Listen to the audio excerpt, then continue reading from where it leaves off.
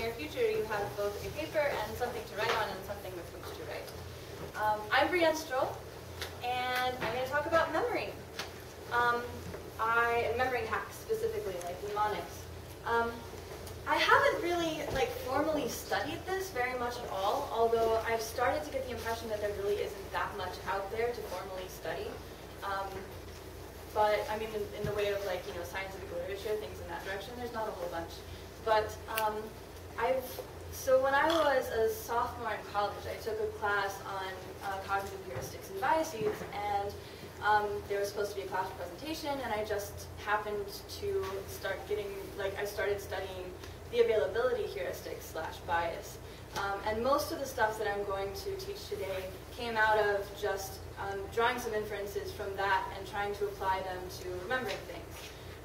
Because availability, what it is that you naturally end up remembering accidentally can tell you quite a lot, actually, about what sorts of things you're more likely to remember.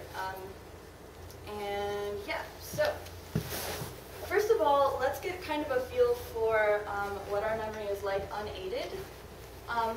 So we're just going to do a quick exercise. I'm going to say 12 pairs of words, and I want you to remember which words go with which other words. So don't write these down first, just listen and try to remember them. And I'll give you 5 seconds in between each pair. Here we go. Orange, blanket. Kidney, whistle. Dime, popcorn. Shovel, pen. Octopus, tissue. Barber, camel. Toothpick, lamp. Dog, angel. Bullet, jeans. Lettuce, raccoon. Asteroid, bib. Heart, light bulb. And now I will call out one of the 2 words for each pair, and I want you to try to write down the other word. Here we go. Blanket.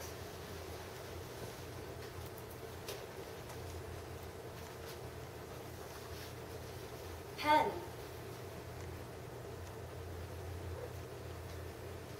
Dime.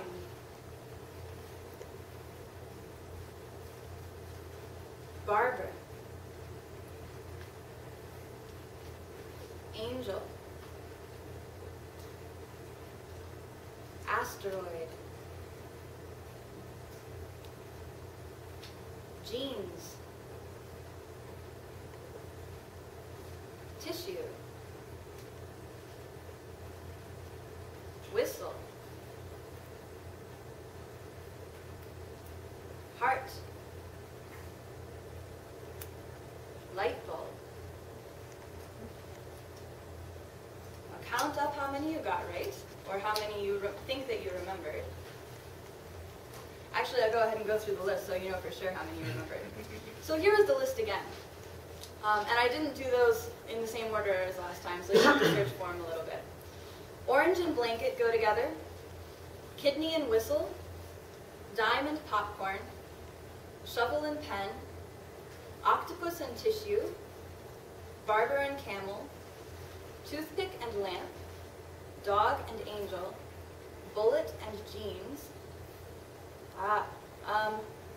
What goes? What goes with light bulb?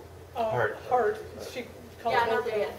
Hey, Yeah. You doubled up on that one. And then Yeah. And then I missed one. Oh. Yeah, you missed so toothpick and lamp. something goes with raccoon. You didn't do toothpick lamp or lettuce raccoon. Yeah. That's fine. But anyway, lettuce raccoon goes together. So you get a freebie. Asteroid and bib, heart and light bulb. Okay, so the total that you're shooting for is 11, since I missed one.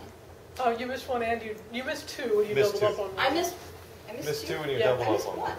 Which one did I You miss? didn't do toothpick You lamp or only lettuce named raccoon. Toothpick lamp? I didn't do toothpick lamp. That's correct. All right, did anyone get 10? I got 12. Woo! Wow, good job. Awesome. How many people in here are already familiar with some mnemonic techniques? Neat. Okay, cool.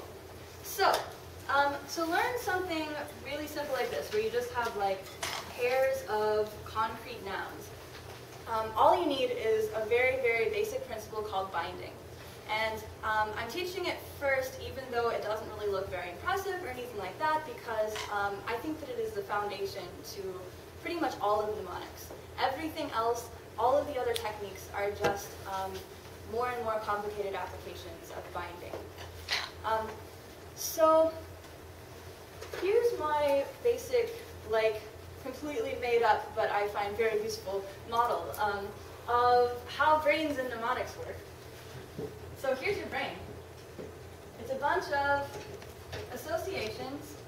So these are like nodes. These are like the smell of roses and a dog and, you know, like just thoughts, okay? They represent whole thoughts. And they have like these associations that go back and forth in lots of different directions to each other. And also it's a weighted network. So some of them are like, have lots heavier connections than others. Okay, so this is your brain. And when you want to learn a new thing out here, you make a new node. So let's say, or if you want to like connect two things. So what we're doing inside in this exercise is we have two nodes that are already in here and they're connected to stuff. And we want to connect them to each other. So one way to do that is to connect them directly. And to connect something directly, you just think about the two things at the same time. I say, you know, like kidney, whistle. And that's one time that you thought about them. You can make this connection a whole lot stronger by thinking about it over and over and over and over again.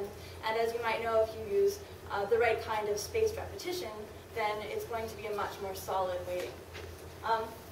But another thing you can do, if you have these two nodes and you want to connect them to each other, is you can make a new node over here. And let's say that these two nodes don't really have very much in common with each other, and they're really far away from each other in association space.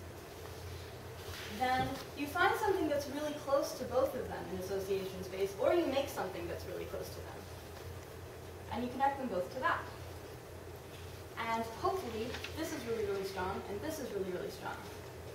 And like, if you're really lucky, then like all of the nodes right around this one, and also all the nodes right around this one are also connected to this.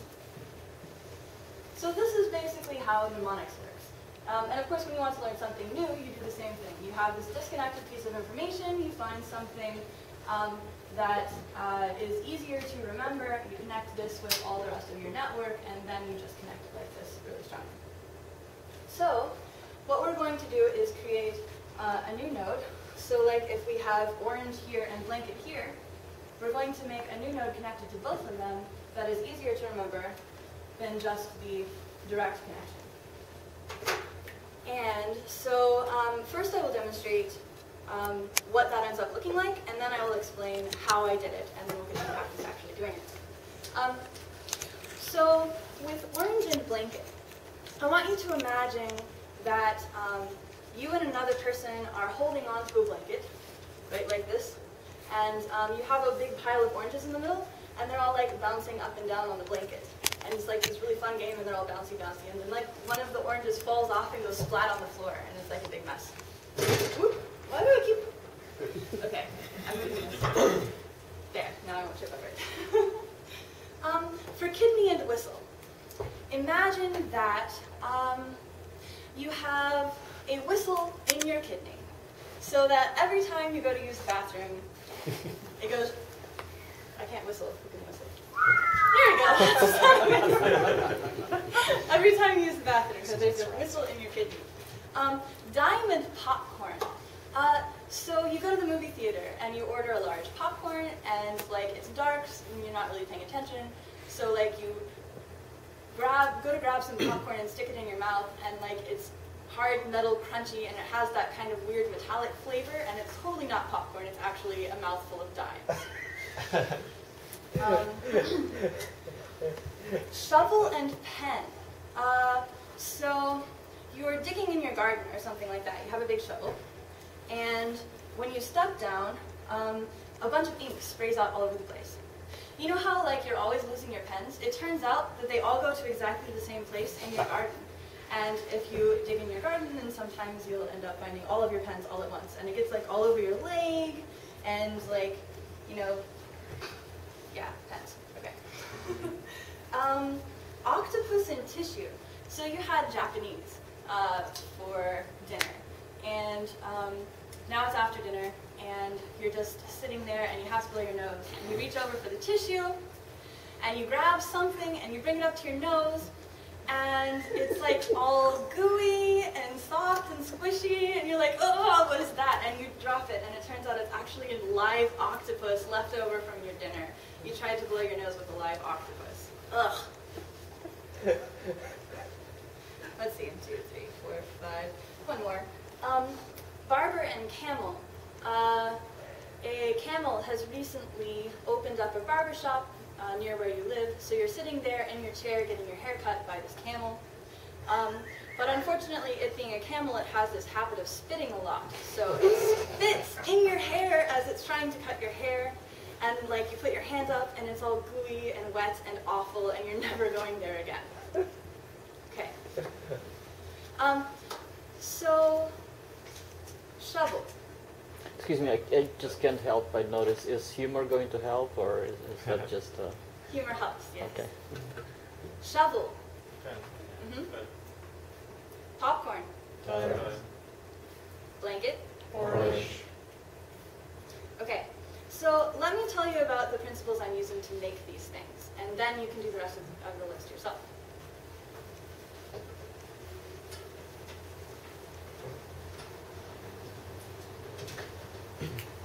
So one of the problems with the few good things out there that are trying to teach you mnemonics is they just say like make crazy images or something and don't really break it down for you.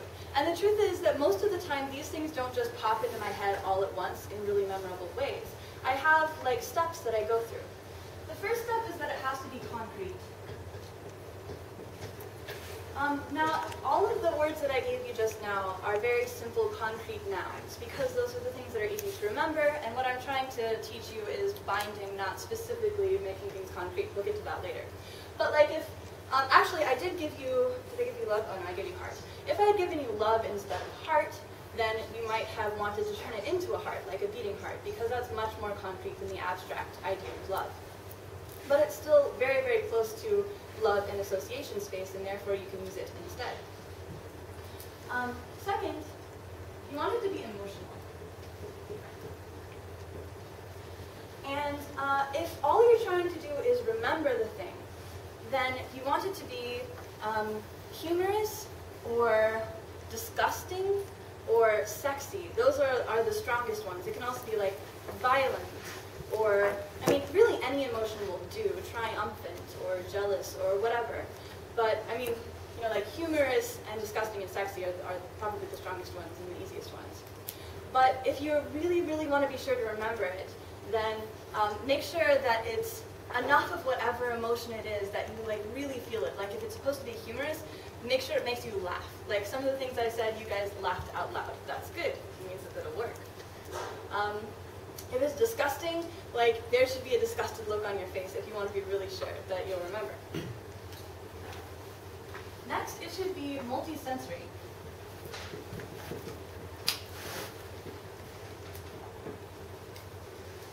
So I say images, but really that's only because English doesn't have a very good word for what I actually mean. These shouldn't just be like paintings.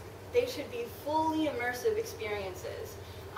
So if the first thing that comes to you is just a visual image, then try and imagine incorporating some other senses. What does it feel like to the touch? Or what's it like to move through it? Or what does it smell like, or taste like, or sound like? Include those things.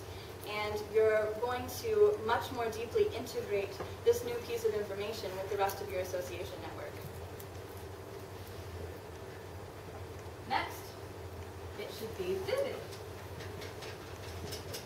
And what I mean by that is just more of whatever it was in the first place. I didn't do any really super vivid examples. I should have. So let's take one of my examples and make it more vivid. So like with kidney and whistle, that's sort of vivid because you have like this sound that's kind of loud, this whistling sound, but you could make it like a giant whistle that's like filling your stomach, so your stomach is now like whistle shaped. Whatever the elements that matters the image are, whatever those are, just make them more of the thing. So like they can be brighter or bigger. Usually making them bigger is the easiest way to go. But like if they're sounds, make them louder. If they're colors, make them brighter. You get the idea. And the thing should be dynamic. So it shouldn't just be like a painting. It should be moving. Something should be happening with the image. So like the oranges weren't just sitting there on the blanket, they were bouncing up and down on the blanket. 1, 2, 3, 4, 5, same thing, engaging. And by this I mean you should be engaging with whatever experience you're imagining. So the oranges weren't just on a blanket sitting over there on the floor where I'm watching them, and there weren't even like 2 other people with the oranges in the blanket. I had the blanket, and I was making the oranges go up and down. I was engaging with the thing. So with those principles in mind, you can now start with a boring image and turn it into something that's really memorable. I usually call these the principles of memorable thought. And I usually find that it's easiest if I go in this order. Because, for example, if I try to make something dynamic when it's abstract, when I haven't made it concrete enough, that doesn't really work out very well. How do I make curiosity move around the room? It doesn't work. So this is just a good order. One other note about emotional is sometimes it's not a good idea to attach certain emotions to certain things. So, for example, if you're trying to remember to do something and it's really important, like go to the store after work or like whatever, and you attach something disgusting or violent or generally aversive to it, then your motivation is going to be killed. You're going to want to not think about the thing and not do it. So if you want to do something, make sure that it's a positive emotion that motivates you to do the thing. Some people find this to be more of a problem than others. I don't have any problem with it, but it is something to keep in mind, especially when you're, say, remembering names and don't always want to remember a horribly violent image every time you see a particular person. When you say concrete, do you mean that typically you want to remember objects rather than actions or something like that? You can remember actions. Like, I have a little bit of a hard time describing precisely what I mean. People seem to have pretty good intuitions about concrete, though. You want it to be something that you can actually imagine happening in the world. Something that you can physically interact with would be good. So like you can interact with jumping or doing jumping jacks. Like that's concrete, even though it's not a physical object. It's still something that you can easily get your brain around. Unlike curiosity. So let's try this exercise again. I'll give you a little bit more time between the words because you're new at this. Some of you are new at this, not all of you, obviously. And so first, okay, back up just a second. I want to show you an example of a boring image that is not memorable so that you guys can all think for a second and come up with ways to make it memorable by going down this list. So what if I just had an image of, a table, why not? Okay. So just for like 30 seconds or something, on your own, on your paper, go through this list and come up with an image that is concrete, emotional, multisensory, vivid, dynamic, and engaging to make the idea of a table more memorable. And if you want to make it more obviously about this particular exercise, you can make it a table and a cat. All right, go.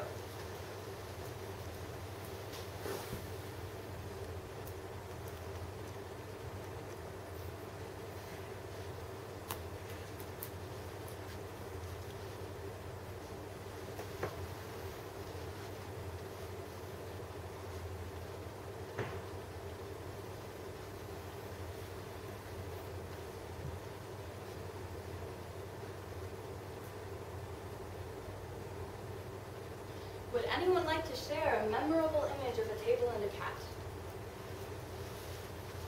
I'm walking across the room and I trip over my cat. It makes a loud howl as it runs away. I fall onto the glass table, which shatters, and I feel all the glass shards in my face and start to bleed, and I taste the blood, and it's quite painful.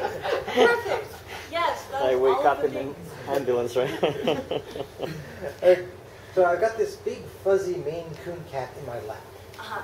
And it's this gigantic, weird, very fluffy cat, and it jumps from my lap onto the table, knocks over a flower pot. There's dirt everywhere. It's a mess. Okay. Awesome. I have a table that I'm familiar with, and I observe that it's grown cat parts, like feet and ears. And it's trying to scurry around the room, and I'm trying to hold it in place. Very good. Yeah. I find that, especially for humor, making things turn into other things, or combining the things is very often hilarious.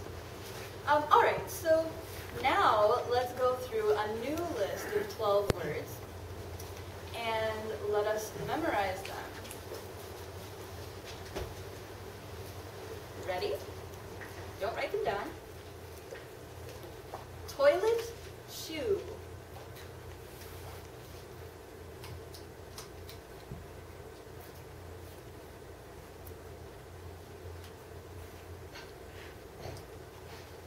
Robot, vomit.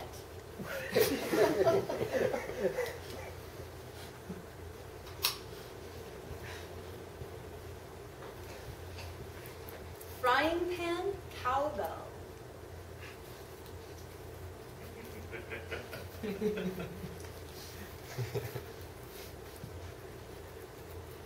Door, doctor.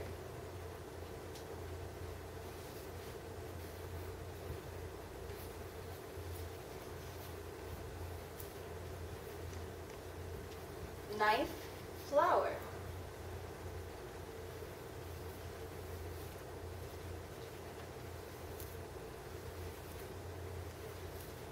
Hand, bike.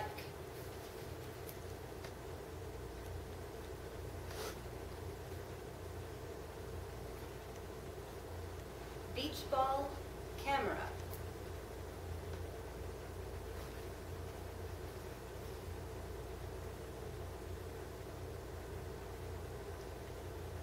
Pillow, button.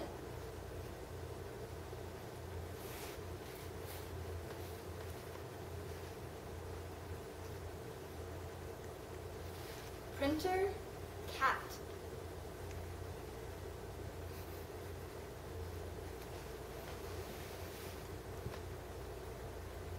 Basketball, refrigerator.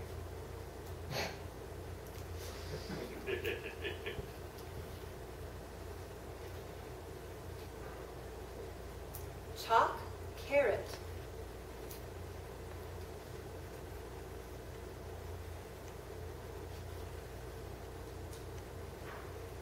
Car, gate.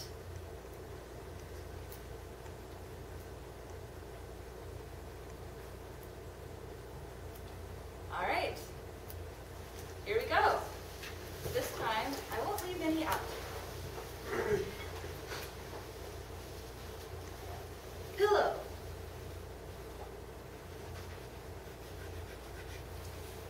Hand.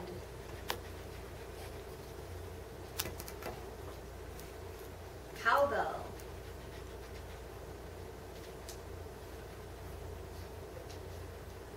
Refrigerator. Toilet. You just let it hold it. Yes.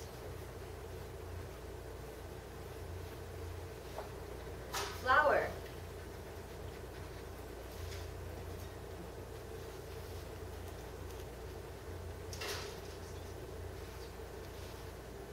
Camera.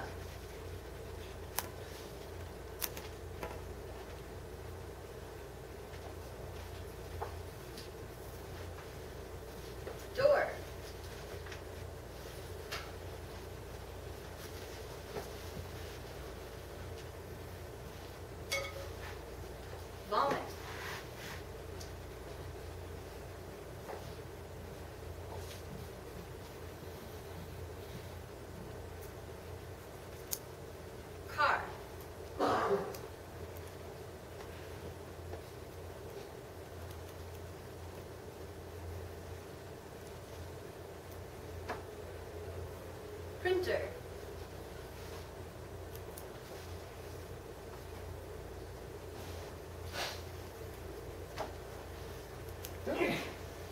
Chalk.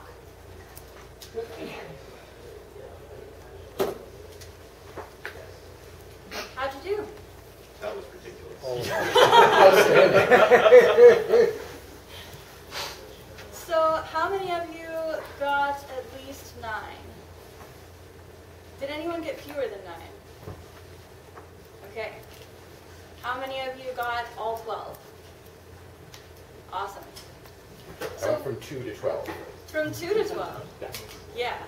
One of my hypotheses about why there isn't a whole lot of good scientific research on this is that the effect size is so enormous that nobody bothers. Now, it doesn't work for everyone. I've taught this almost exact exercise to several dozen people at this point, actually. And I think I've met like 5 or 6 on whom it just doesn't work at all. So it really just doesn't work for some people. But a lot of people go from 2 to 12. So what was that like? Like from the inside, what did that feel? How was that different? Less effort. It felt way more relaxed. Yeah. Yeah, part of that may have been the pace at which we were going through the word pairs. But Right. I think it actually felt more effortful because I was trying to develop elaborate scenarios, but Sure, so that it felt did more effortful on the remembering side. What Right. about on the encoding side, what about the retrieval Oh, yeah, side? sure. It's easier. Right, yeah. I noticed that the ones which I didn't come up with the really emotional story, I didn't get either. That's right, yeah. Always works that way. I really don't want to know what it's like to literally vomit out robots. Oh, interesting. My image was the other way around. Yeah? I missed car and so did him and him. What was it? Car? Gate. I actually didn't remember these. It was hard enough getting me emotional for that one. Yeah. It was gate, right, yeah. Yeah, that was, I thought, by far the hardest one to remember. Driving a car through a gate and watching it all splatter out in front of you. I'm interested in the fact that you observe that. No, driving, like sitting on top of a gate edgewise, so like right on your butt. Oh, I see. And driving it because it has tiny wheels. And Yeah, that would be nice. Actually, one trick I use for gate is car gate. Sounds like Stargate, which is my Right. favorite show. Stargate, I okay. kept trying to make a Watergate Yeah, analogy. So things that sound like each other, that's also another way to connect things, to make things closer in association. It's not one of my central methods, but it really works for some things, and for some things it's not possible to make images like this, and you have to rely on sounds, which I will get to in just a minute. So not very often in your daily life is anyone going to ask you to remember pairs of words. That exact exercise is not useful at all. And I think a lot of people, when they try to teach or learn mnemonics, they stop at some silly exercise like this, and therefore everybody thinks this is just a stupid bag of tricks that makes you able to do a bunch of useless stuff that's impressive. So even at this very, very, very basic level, there are some really useful things you can do with no more skills than you just gained. One is that you can remember names now. A face and a name, that's a pair of things you can associate. So it's a little bit more of a stretch because a face is not like a concrete noun. And you don't necessarily have to use a face. It's anything that comes to you, anything that you think about when you encounter the person. It can be, if you already know a little bit about them, it can be their job, it can be their hair, it can be if you only want to remember it for the night, it can be their clothing, whatever. But for example, let's see. With Jackson, no. Let's see. Let's use a. I don't know what to use. With Matt, yeah, Matt was very concrete. I took Matt's hair and I wove it into a rug thing, like that. And so when I see Matt, his hair falls off of his head, turns into a mat, and he steps on the mat. I've seen it happen. They also bomb with robots. With Colby, your name is Colby, is that correct? Yes, but you didn't remember it the first time. Huh? I didn't remember it the first time, no. So Colby's eyebrows are like these sticks of cheese that I happen to have in my fridge right now. Stuff like not Jack? Huh? That's a good one. Yes. And I just now discovered why I remember Jackson because of Colby Jack cheese. Yes. That can sometimes be a problem. Nick, the first time that I met Nick, I imagined that, like, I don't know, there was a giant razor and he, like, nixed himself while he was shaving or something like that. Oh, shaving his head. Unfortunately, I mean, like, fortunately you all know each other because you're all awesome and you should all know each other and be good friends, but, like, unfortunately for my demonstration, I can't have you all learn everyone's name. I don't know everyone's name right now, mostly because only about half of you have introduced yourselves to me. But, like, you can learn a lot of names very quickly. And it takes a little bit of time to make these associations, especially at the beginning. It gets easier as you go, but it does take some concentration and a little bit of time. So you want to buy yourself time when you meet someone by asking them a question that you don't really care about. That's all brainstorm questions. They'll be the opposite of questions. Right, yeah, boring questions, like where are you from? Like stuff that just doesn't matter. Wait, so is that the purpose of asking questions like that? I never knew. Well, I mean, even if other people aren't using it well, you can now exploit that. But it matters that you pay attention. A whole bunch of memory skill is really just forcing yourself to pay attention.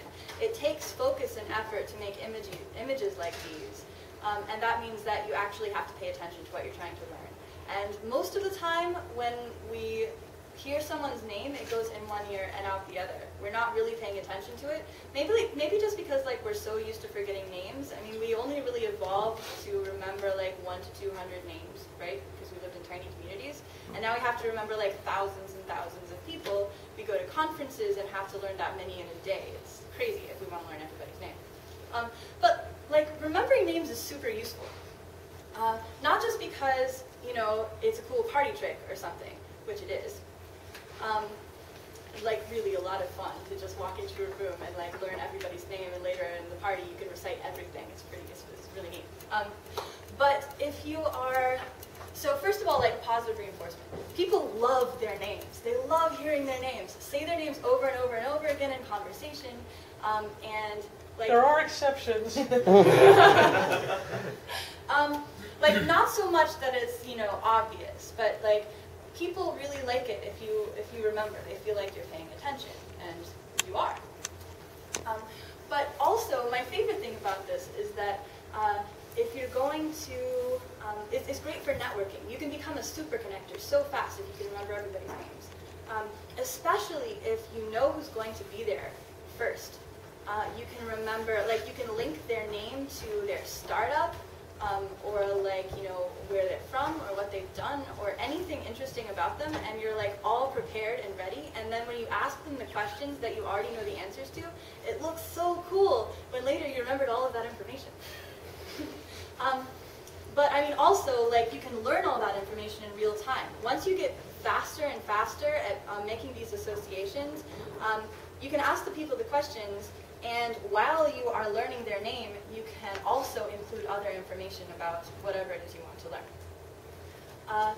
And which means that like you can Google anyone, anytime, and you can walk over and be like, oh yeah, I remember like this person is into robotics, and I just talked to this person 30 minutes ago who's also into robotics. So socially it's good. So just the very, very simple binding, remembering names thing. You can also use this very simple binding to remember to do stuff. Yes? Question about names for you. Sure. The three examples that you gave of Nick and Matt and Colby all have like direct connections to that. Yes, right, okay. Gavin was hard because he does not have a connection like that. Granted, I thought about, damn it, why can't I remember anything for Gavin enough times that like I didn't really even need anything after that because I'd spent enough time focusing on it. But eventually it was like, Gavin, that kind of sounds like grab. I'll imagine him like grabbing things on himself all over, whatever. Like come up with something, usually it's something that it sounds like. But for some people, people kind of exist on a little bit of a range of synesthesia. Like, you don't have to be a full synesthete to have kind of random associations with other senses. So, like, the name Zach sounds really spiky to me. And whenever I see Zach, I imagine, like, spikes coming out of his head as his hair or something like that. That sort of thing works sometimes. But mostly you're probably going to go with what the name sounds like. Any other questions about names? Okay. The other really, really useful thing for very simple binding is remembering to do stuff. So sometimes you want to link two things that are already inside your head, already in the association space, like these two words. But sometimes you want to remember to do something when something else happens. Like right after work, I have to go to the store. Or I have to remember to lock my door when I close my door. And it might not be like really obvious what the trigger is, because when it pops into your head that you have to do something, it's not always, oh, I have to remember to lock the door when I close the door. It's just I have to remember to lock the door. But if you want to remember it in such a way that you're definitely going to run into the situation that causes you to remember, then you pick a very specific trigger in your external environment. So like, maybe I want to bind locking the door to stepping across the boundary of my doorway. And then like binding that to my key or something like that, so that I have to remember to pull out my key. Like, there's like a trap door on the other side, and if I don't pull out my key from my pocket and like push the magic button that is imaginary on my key, then the trap door will happen and I'll fall through. Stuff like that. I'm not going to get into a whole lot of detail about this, like we could go through a couple of exercises for it, but I kind of want to give you a little bit of an overview of what else exists beyond very simple binding in mnemonics. So any questions before I move on? I have a generic question, or maybe afterwards. Oh, yes. I have a suggestion. Something that works really well for me in that particular case of like trying to remember to do something is to try and associate something with like an actual image or action that I actually see when I'm doing that thing. Yes. Like, for example, my watch is only questionably waterproof, and I want to remember to take it off when I get in the shower. So I have a mental image of my watch sitting on the sink next to the shower, and whenever I see the sink, then my watch should be on it. So I remember like that. So, like, how could you make that even more memorable? Well, by imagining like something exaggerated or surprising about the watch, sort of like that story. Exactly. Well, like, you don't have to make up half of the image because it might be sitting right there in front of you. Right. Yeah. Exactly. Usually for this stuff where you're trying to remember things, you are going to start with a given, something actually in your external environment that you really will see every time you want to remember the thing. For example, I have this.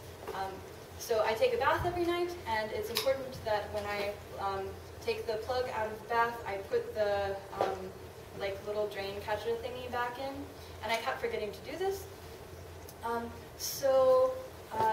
The drain catcher has like these little pokey up things on the bottom, you know, so that the hair doesn't get through, whatever. And so I imagine that these are like teeth, and the drain catcher is this little tiny monster. And so when I take it off, like in the first place, I put it beside the faucet, like so I'm always seeing it when I am taking the plug out of the bathroom first, you know, at the end. So I imagine that if I don't remember to put the little mouth thing back, you know, the drain catcher back in the plug place, what do you call it? Drain, of course you do. I don't even, what is the word for a drain catcher? It's not a drain catcher. It doesn't catch drains. Plug? Hair catcher? Hair catcher? I don't know. Cow catcher. But anyway, like, my feet are down there, so like it'll bite my toes off if I don't remember to put the thing back. Something along those lines. Yeah, moving on. So other things that you can do, you can remember things in order. You already know all of the things you need to remember stuff in order the really simple way, which is, well, can you think of how you might use what you already know to remember things in order? Yeah? Pairwise chain. Yep. Exactly, yep. You remember this one, and you remember this one, and this one, and this one, and this one, and you have a chain of links. Link things together, you get a chain. If I wanted to remember like orange blanket, kidney, whistle in that order, then I would remember the orange and blanket image, and then I would make a new image for blanket and kidney.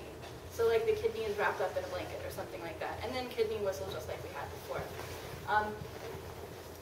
But one of the problems with that is that if you drop any of the links, then your whole chain is gone after that point. One way to get partially around that is to link the last item to the first item so that you have a loop. And you drop one link, then you can just go back the other way, because it's just as easy to remember stuff backwards and by this method as forwards. But I mean, it's just not really a very strong method because there's a better one. There are a couple better ones. The next best one is the peg method, which is where you link just through simple binding the things that you want to remember in order to items in a list that you already know. Like when you want to remember the planets, you might come up with some phrase like my very excited mother just served us 9 pies or whatever. Something that's easy to remember in order by itself. And then you like link each thing to each item of the original list to an item of the new list. In a case like the planets one, you've just used the first letter of each thing, and you don't have to make a new image. But you can use whatever you want to make new images. You can link things to the months. You can link things to I don't know. I never use this actually, but like a lot of people do. The one I've usually heard is things that rhyme with numbers. Oh yeah, getting there. Yeah, that is a kind of peg method. But the one that I really like, and the thing that I actually use all the time, like all of this other stuff, I'm only teaching you so that you can learn the method of Loki. So the Loki method is probably the most ancient memory technique developed in ancient Greece. And it relies on the fact that when you force yourself to remember things in locations, in like geometrical space, for some reason it's just a lot easier to recall it later. And one of the nice things about that is you can take a journey. Like if you can imagine yourself walking around the room, and if you're going clockwise, there's a very natural order to it. So if I were in this room, like I might bind my first item to this plant over here, and like my next item to this pole, and my next item to the exit sign, and my next item to this, what is that machine, ATM, etc.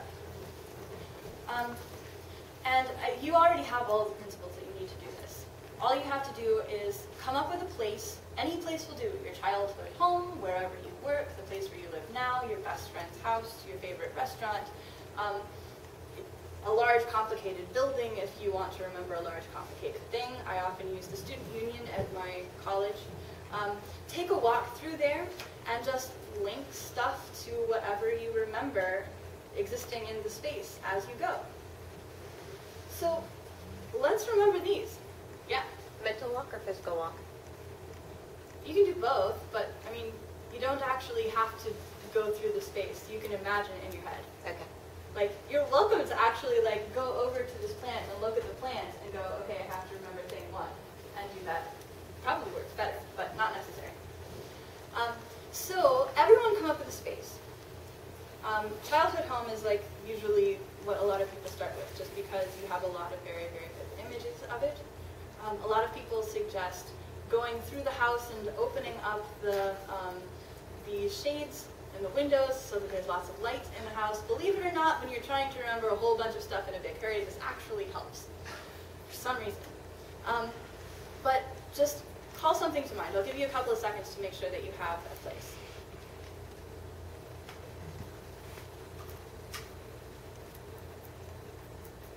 Okay, does anyone not have a space? All right. So I want you to like write down, pick out a few locations in the space around your house, or whatever it is you're using, and write them down either like clockwise or counterclockwise on your paper. Just the name of the thing. You can just say plant, sofa, kitchen, whatever. And I want you to have 6 of them, at least.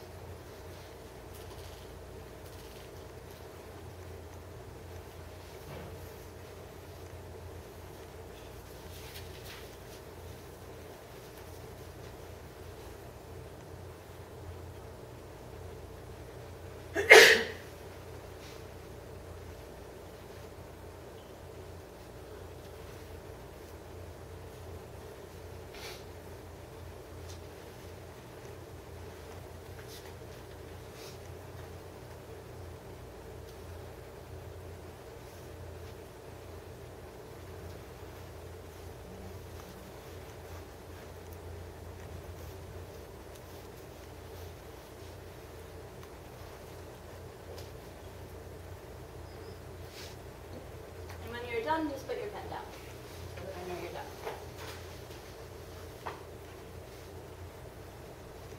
Was that a question, Finger? No?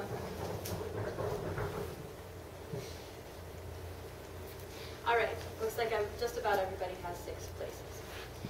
So, we're going to, I'm simultaneously going to teach you how to remember abstract concepts. All you have to do is come up with something very close to the idea in association space that is concrete. Pretty basic. So for concrete, for example, you can use, the thing that it sounds like, which is the concrete that's on the ground. So at your first location that you just wrote down, imagine that right in front of it, if you were walking by it, there is a square of concrete, and the concrete is wet, and it's actually a big puddle of concrete. So you accidentally step in the concrete and you sink all the way up to your chest. And it's cold and sticky and gooey, and you have to push yourself out of the concrete puddle, and it's very effortful. Close your eyes for a second and make sure that you've really bound this image to your location. All right, at your next location, we're going to use an elephant, just because there's nothing special about the elephant except that elephants never forget. But it's a very, very sad elephant. And it's sitting on top of your location, whatever that is. And it's crying. And you know how you're all covered in concrete? Well, if you stand under the elephant's tears, it washes you off and now you're clean. So it's an emotional elephant.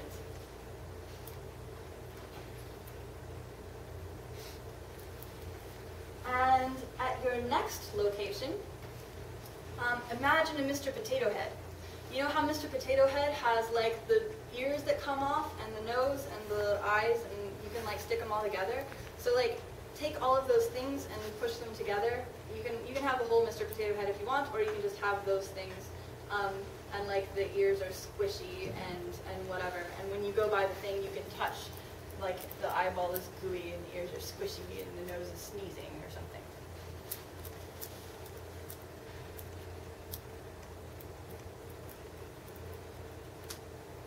At your next location, there is a giant vat of clay pinballs.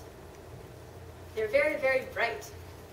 And if there's a wall or something like that, they explode out of the wall or whatever it is, and they cover you in this huge, vat of clay pinballs. Pinballs are vivid, very, very vivid things. So clay pinballs stand for vivid. And in order to get to your next location, you can't walk there. You have to ride this little teeny tiny tricycle. And you have to balance on it. And you're not really very good at it, but it's really fun to try to go to the next place on this little tiny tricycle. So imagine riding a tricycle to the next place. You are doing a dynamic activity to get there.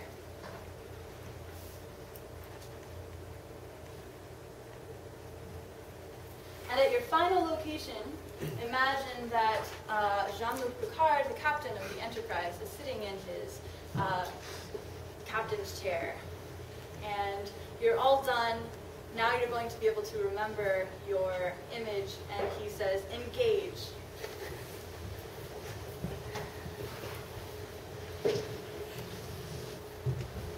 Okay, I'm going to erase this, and you guys are going to take a mental walk and remember all of the principles of memorable thought. Write them down.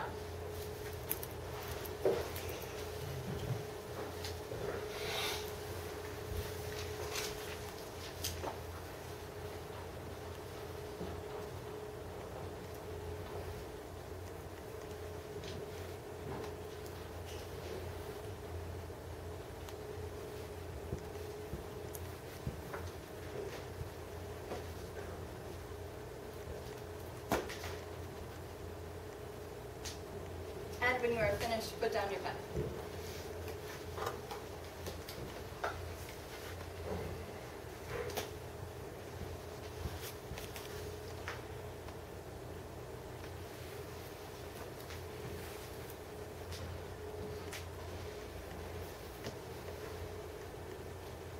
Okay. Does anybody need help remembering one? Did you forget it? Where are you stuck?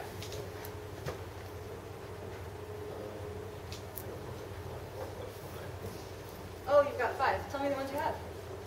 Concrete, vivid, dynamic, nature, nonsense. Ah, you're missing the second one. Remember the elephant? Remember how the elephant is crying? Yep, emotional. So when you find that that something hasn't worked, then you want to increase your image along all of the all 6 dimensions, or whichever, at least one dimension, whichever one you think is going to make more sense. So like maybe the elephant is crying, and then all of a sudden he's angry and yelling at you, and then all of a sudden he's really happy, and then he's crying again. Like he's an incredibly emotional elephant. All right, so I only have a few minutes left, and so I'm going to very, very quickly run through just a few more things that, like, other techniques that some people use and other things that I sometimes use mnemonics for. So numbers. Numbers are hard for pretty obvious reasons. The most simple method of remembering numbers is what Vi was saying earlier about like you remember, you just come up with a word that rhymes with a number. So like for 0, you might remember a superhero. And for 1, you might have an image of the sun. For 2, you have a shoe. For 3, you have like a honeybee, things like that. And then you can either, for strings of numbers, link each item to the next and make, use a chain, or you can use the Loki method and remember your number distributed around the room, which is usually how I end up remembering numbers. There's also something... So that's not what I meant. I meant the opposite of that. When you have a list of things, number the list and associate each thing with the number. Right, okay, so I mean if that works for you, awesome. I would never be able to do that because like numbers, I can't... Well, no, associate each thing with like with a sun or a shoe or whatever, just like, so you picture the elephant as a superhero and or whatever. Oh, yeah, right, yeah. Yeah. I think that's about the same thing. What I was saying. So another thing that people use is called the major system. Lots of people have lots and lots of success with this. I haven't had a whole lot of success, but basically each number is assigned some consonants. Oh, yeah. So like I think 1 is like T and D, and 2 is N and 3 is M. And you make words out of these by just like, if you want to remember like 2, 3, 1, then you'll remember N and then M and then either T or D. And then you put vowels in between to make words. So like maybe... name it. Name it. Sure. Name it. I mean, maybe this is like really good for especially verbal people or something. It doesn't really work for me. I mean, it would work, but it takes a lot of effort compared to the Loki stuff with the images. And another amazing tool that I haven't completely finished constructing yet, but that this is the thing that people use to remember like a gazillion digits of pi. You take all of the numbers between 1 and 100, or 1 and 99, 0 and 99, yes, the first 100 numbers. And for every number, you come up with a scene that's like a person doing an action to an object. So maybe I have, like my friend Nick Ryder cartwheeling while eating an apple. Cartwheeling apple, yeah. And so if I want to remember 3 numbers in a row, then I take the person from the first number, and then the action from the second number, and the object from the third number. And now I have a single image for remembering 3 digits. And then I can have like 3 different images interacting at the same location. And now I can remember strings of 9 digits with a single image, basically. That's pretty exciting. Not really useful because you can always write stuff down, but extremely impressive. And sometimes you want to like actually remember your, important phone number or your credit card number or your student ID. Like this, remembering numbers does actually come in handy sometimes. And finally, is remembering associations, like abstract associations for creative purposes. This is probably the most important part of mnemonics to me, even though it's probably the most difficult to get a handle on. Our external memories are very powerful, and it's awesome that we can, Google stuff all the time or just type things down and whatever. But you don't have that stuff immediately available to your brain when you're trying to solve problems and you're trying to come up with creative solutions. So whenever I happen across some thought or idea where I think like, that sounds really important and useful, and I would really like to be able to remember it when I'm thinking about such and such types of things in the future, I attach that idea to the other things that maybe types of situations in which I want to think about it. So for example, maybe I heard that the Oatmeal, who does this awesome webcomic, raised like over $1 million or something in a week to build a Tesla museum, and that's super cool, and like I would really like in the future to figure out how the hell he did that and whether I can replicate it. So I link funding to Tesla, and next time I'm at a business meeting or something and we're trying to generate ideas for new funding methods, I automatically think of Tesla Museum, Oatmeal. How did he do that? And I bring it up to people and talk to them about it. Yeah, so that's probably my number one favorite thing about mnemonics. I can give all of my ideas super awesome grabby arms to talk to all of my other ideas. And I think that's about it. The last thing I want to say is just that I have a problem set that I would be really interested in hearing your answers to at this point, now that you have pretty much all of my skills, mnemonics-wise, which is at the following address.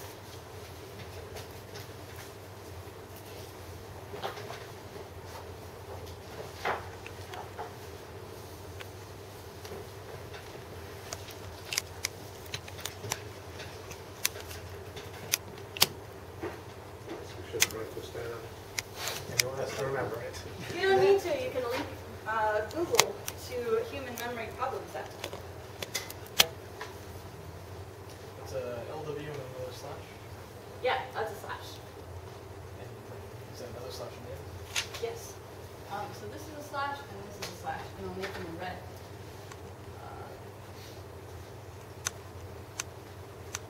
So that you know where the slashes are. Yeah. But yeah, you can link Google to human memory, and this will come up. What's IWQ short for? I don't know. That's a slug. It means, Okay. It means cat table, actually. So I think we should take a, huh? Oh, in fact, if you don't even enter the rest of the stuff, but just up to IWQ, you'll be good. Really? Yep. Cool. So I think that we should take a break and then discussion time.